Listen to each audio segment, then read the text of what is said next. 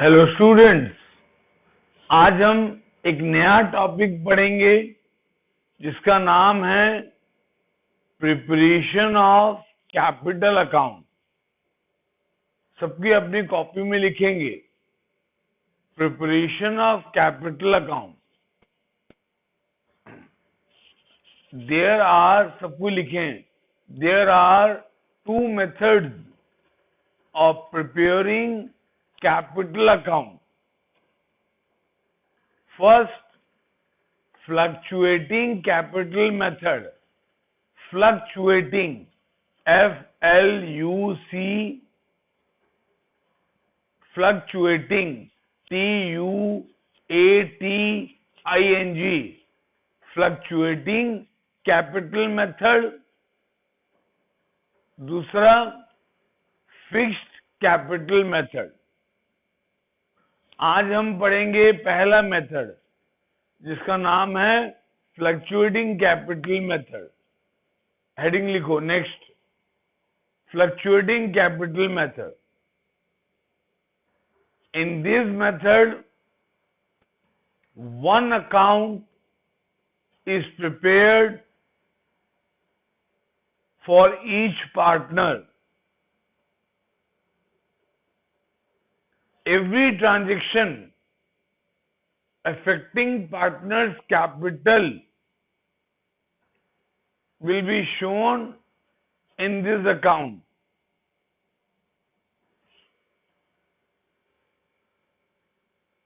Transactions which increases capital will be shown on the credit side, and transaction which decreases capital will be shown on the debit side.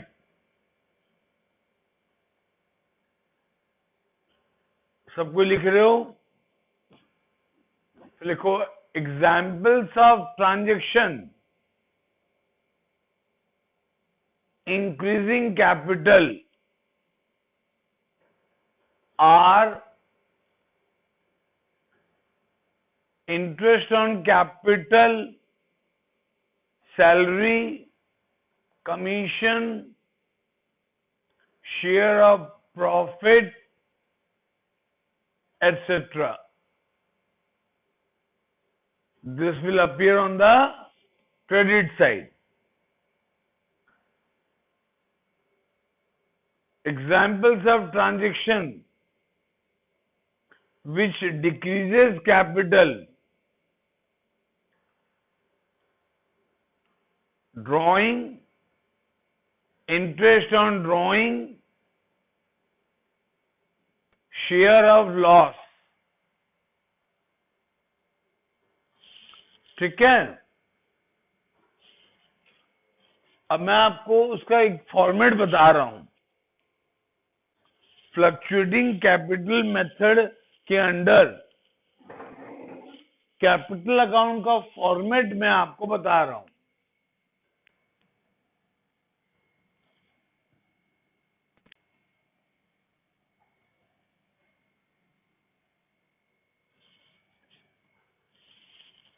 इसमें सिर्फ एक particular रहेगा, एक amount रहेगा, एक particular रहेगा और एक अमाउंट रहेगा। ठीक है? यहां लिखेंगे पार्टनर्स कैपिटल अकाउंट। टॉप में लिखेंगे partners capital account.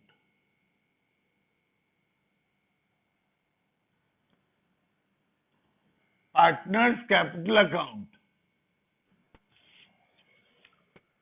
Partners capital account generally shows credit balance. तुम 11th में पढ़े थे, capital account generally shows credit balance. Capital account generally shows credit balance. Now, The transaction which will increase capital will be shown on the credit side, and the transaction which will decrease capital will be shown on the debit side. जिस transaction से capital बढ़ेगा वो credit side में आएगा, और जिस transaction से capital घटेगा वो डेबिट साइड में आएगा. For example, interest on capital. अगर एक पार्टनर को इंटरेस्ट ऑन कैपिटल दोगे तो उसका कैपिटल बढ़ेगा ना, उसका कैपिटल बढ़ेगा तो क्रेडिट साइड में आएगा. एक बात और तुमको बताऊं, ये interest on capital profit and loss appropriation account के डेबिट साइड में आता था. Profit and loss appropriation account firm के पॉइंट ऑफ व्यू से बनता है, तो फर्म के लिए जो खर्चा है वो डेबिट साइड में आता है. अब वही interest on capital capital account के क्रेडिट साइड में आएगा, तो ये पार्टनर के पॉइंट ऑफ व्यू से बनता है. ठीक है, तो हर समय ऐसे ही होगा. जो transaction profit and loss appropriation account के डेबिट में आता था वो कैपिटल अकाउंट के क्रेडिट में आएगा. ठीक है, एंड वाइस वर्सा. और नेक्स्ट है बाय सैलरी. अगर किसी पार्टनर को सैलरी मिल रहा है, अगर किसी पार्टनर को सैलरी मिल रहा है तो उसका कैपिटल बढ़ेगा ना, उसका कैपिटल बढ़ेगा तो क्रेडिट साइड में आएगा. और ये profit and loss appropriation account के डेबिट साइड में आता था. बाय कमीशन, सेम कमीशन अगर किसी पार्टनर को दोगे तो उसका कैपिटल बढ़ेगा, और ये भी profit and loss appropriation account के डेबिट साइड में आता था. ठीक है, फिर by share of profit. Share of profit,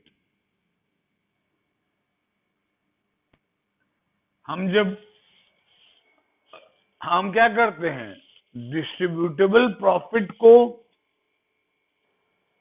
partners में डिवाइड करते हैं in their profit sharing ratio. जब पार्टनर को शेयर ऑफ प्रॉफिट मिलेगा तो उसका कैपिटल बढ़ेगा ना, तो क्रेडिट साइड में आएगा. और तुम नोटिस करना, ये 1 2 3 4 चारों item profit and loss appropriation account का डेबिट में आता था, तो इसका क्रेडिट में आएगा. ठीक है, इसके अलावा और क्या क्रेडिट साइड में आएगा. अगर नया पार्टनर अगर कोई भी पार्टनर और पैसे लेके आता है और फर्म को देता है टुवर्ड्स एडिशनल कैपिटल, तो उससे भी कैपिटल बढ़ेगा. यहाँ लिखोगे बाय बैंक और ब्रैकेट में लिखोगे एडिशनल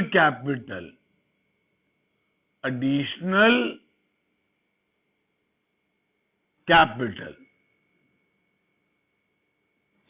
ठीक है, तो जिस ट्रांजैक्शन से कैपिटल बढ़ रहा है वो क्रेडिट साइड में आएगा. जनरली इतने ही ट्रांजैक्शन हम फेस करते हैं. ठीक है, अब जो ट्रांजैक्शन से कैपिटल घटेगा वो डेबिट साइड में आएगा. like drawing, like drawing, drawing चाहे आउट ऑफ कैपिटल हो चाहे आउट ऑफ प्रॉफिट हो, ड्राइंग चाहे आउट ऑफ कैपिटल हो चाहे आउट ऑफ प्रॉफिट हो, दोनों ड्राइंग कैपिटल अकाउंट के डेबिट साइड में आएगा under fluctuating capital method, under fluctuating capital method.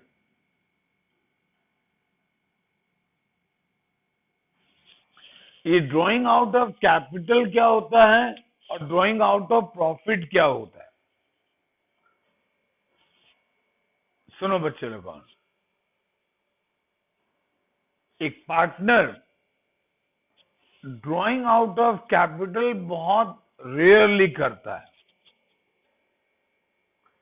But drawing out of profit regularly करता है। तुम बोलोगे इससे तो मीनिंग क्लियर नहीं हुआ कि ड्राइंग आउट ऑफ कैपिटल क्या है, ड्राइंग आउट ऑफ प्रॉफिट क्या है। ऑब्वियसली मीनिंग क्लियर नहीं हुआ, लेकिन हमको उसका आइडिया ही मिला। अब मीनिंग बता रहा हूं। देखो, पार्टनर लोगों को इंटरेस्ट ऑन कैपिटल मिलता है, कभी कभी सैलरी मिलता है अपने फर्म से, कभी कभी कमीशन मिलता है अपने फर्म से, और शेयर ऑफ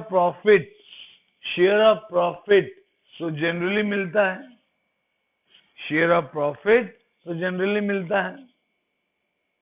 अगर वो पैसा वो विड्रॉ कर रहा है, वो पैसा वो विड्रॉ कर रहा है, तो उसको बोलते हैं ड्रॉइंग आउट ऑफ प्रॉफिट। मान लो एक पार्टनर को एक पर्टिकुलर ईयर में शेयर ऑफ प्रॉफिट मिला 1 लाख, और वो उस साल 1 लाख विड्रॉ किया, और क्वेश्चन में कुछ नहीं बोला है कि वो ड्रॉइंग आउट ऑफ कैपिटल है कि ड्रॉइंग आउट ऑफ प्रॉफिट है, तो हम मानेंगे कि वो ड्रॉइंग आउट ऑफ प्रॉफिट है। ड्रॉइंग आउट ऑफ प्रॉफिट अगर पार्टनर नहीं करेगा तो अपना और अपने परिवार का पेट कैसे पालेगा? फॉर एग्जाम्पल, एक्स और वाई एक पार्टनरशिप बिजनेस कर रहे हैं और उनका और कोई बिजनेस नहीं है, they are totally involve in that partnership business. ठीक है, दोनों 20-20 लाख रुपया कंट्रीब्यूट किए टुवर्ड्स कैपिटल,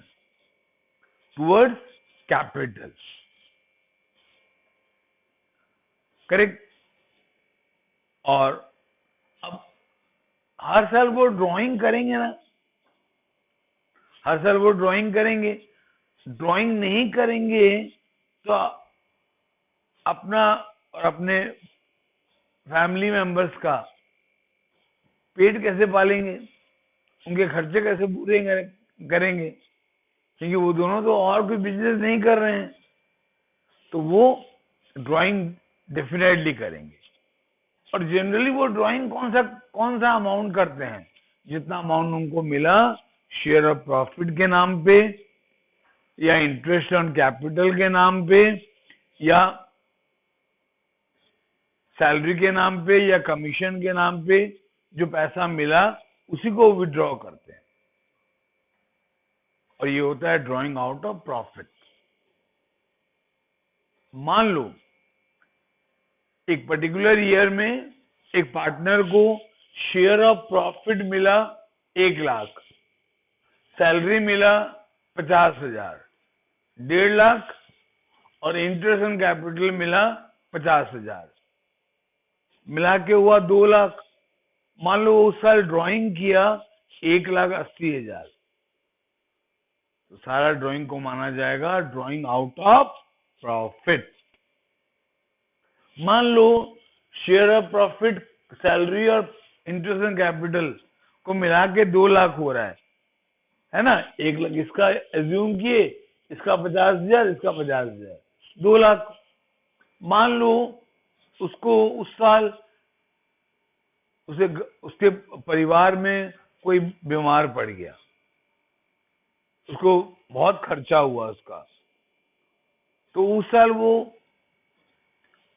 फॉर्म से 3 लाख निकाला, उस साल वो फॉर्म से 3 लाख निकाला, तो 1 लाख एक्स्ट्रा निकाला, क्योंकि इन सबको ऐड करने से 2 लाख ही हो रहा था। शेयर ऑफ प्रॉफिट, सैलरी और इंटरेस्ट एंड कैपिटल को ऐड करके 2 लाख हो रहा था, लेकिन वो निकाल लिया 3 लाख। तो 1 लाख जो एक्स्ट्रा निकाला वो होता है drawing out of capital, drawing out of capital. तो कौन सा कॉमन है, ड्रॉइंग आउट ऑफ प्रॉफिट की drawing out of capital? Obviously drawing out of profit, वो हर साल होता है, ठीक है। और क्वेश्चन में ना जनरली हम सेइंग कुछ लिखता नहीं है, खाली ड्राइंग लिखता है, तो उसको क्या मानते हैं हम लोग? Drawing out of profit. अगर ड्राइंग आउट ऑफ कैपिटल हो रहा है, बहुत रेयर नंबर में मिलेगा आपको, तो स्पेसिफिकली मेंशन करेगा कि ये ड्राइंग आउट ऑफ कैपिटल है। अच्छा, फ्लक्चुएटिंग मेथड में हमको ज्यादा टेंशन लेना नहीं है, क्योंकि दोनों ड्राइंग कैपिटल अकाउंट के डेबिट साइड में आएगा, दोनों ड्राइंग कैपिटल अकाउंट के,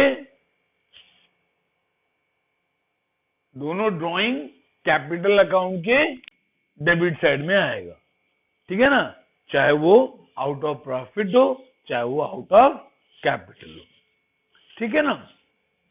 लेकिन जब नेक्स्ट मेथड पढ़ेंगे तब इसका यूज आएगा, ठीक है। फिर इंटरेस्ट ऑन ड्राइंग, अगर फर्म इंटरेस्ट ऑन ड्राइंग ले रहा है तो उससे कैपिटल घटेगा ना, उससे कैपिटल घटेगा, ये भी डेबिट साइड में आएगा,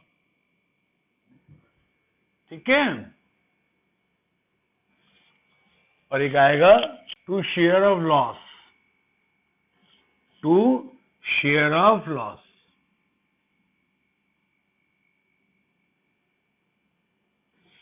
ठीक है। तो जनरली इतने आइटम आते हैं कैपिटल अकाउंट में, जनरली इतने आइटम आते हैं कैपिटल अकाउंट में, ठीक है बच्चे लोग। हाँ, और कैपिटल अकाउंट में 99% चांस है कि इतना ट्रांजैक्शन डालने के बाद क्रेडिट साइड हैवी आएगा। हाँ, इतना ट्रांजैक्शन डालने के बाद कैपिटल अकाउंट का क्रेडिट साइड हैवी होने का चांस बहुत ज्यादा है। इसको हम ऐड करेंगे, पहले क्रेडिट साइड को ऐड करेंगे, पहले सेम अमाउंट डेबिट साइड में लिखेंगे, सेम अमाउंट डेबिट साइड में लिखेंगे, और यहां बैलेंस कैलकुलेट करेंगे। इस बैलेंस को बोलते हैं to balance carried down, to balance carried down, ठीक है। इतना तो आपको आइडिया है कि इसको बोलते हैं ओपनिंग कैपिटल, इस साल के शुरू का था ना, to balance by balance brought down, ये है ओपनिंग कैपिटल और ये है क्लोजिंग कैपिटल, ये है क्लोजिंग कैपिटल, ठीक है बच्चे लोगों। तो ये समझ में आया ना आपको फ्लक्चुएटिंग कैपिटल मेथड। फिर से बता दे रहा हूं, any transaction affecting partners capital will be shown in partner's capital account. If due to a particular transaction the capital is increasing, it will be shown on the credit side. And if because of that transaction capital is decreasing, it will be shown on the debit side. जिस transaction से capital बढ़ रहा है उसको हम credit side में लिखेंगे, और जिस ट्रांजैक्शन से कैपिटल घट रहा है उसको डेबिट साइड में लिखेंगे। ठीक है बच्चे लोगों, तो ये आपका फॉर्मेट हुआ। इसको पढ़ के आना पूरा अच्छे से। नेक्स्ट टॉपिक में हम इससे रिलेटेड एक नंबर सॉल्व करेंगे। Okay, have a nice day.